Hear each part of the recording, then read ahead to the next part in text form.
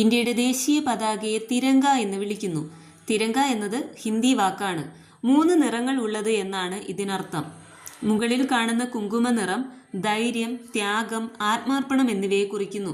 നടുവിൽ കാണുന്ന വെള്ള നിറം സത്യം, സമാധാനം, ശുദ്ധി എന്നിവയുടെ പ്രതീകമായി നിലകൊള്ളുന്നു.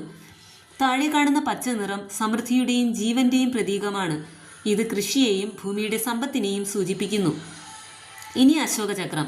കടും നീല നിറത്തോടു കൂടിയതും 24 സ്പോക്കുകൾ ഉള്ളതുമായ ചക്രം. അശോകചക്രം ധർമ്മചക്രത്തെ പ്രതിനിധീകരിക്കുന്നു.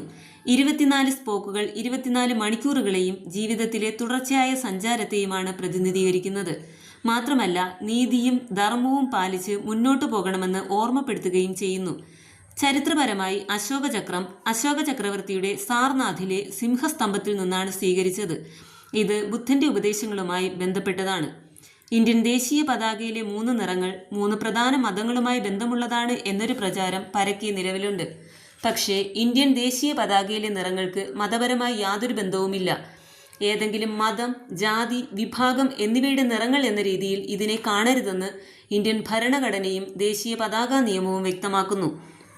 ഇന്നത്തെ നമ്മുടെ കുഞ്ഞു വീഡിയോ എല്ലാ കൂട്ടുകാർക്കും ഇഷ്ടമായി എന്ന് വിശ്വസിക്കുന്നു.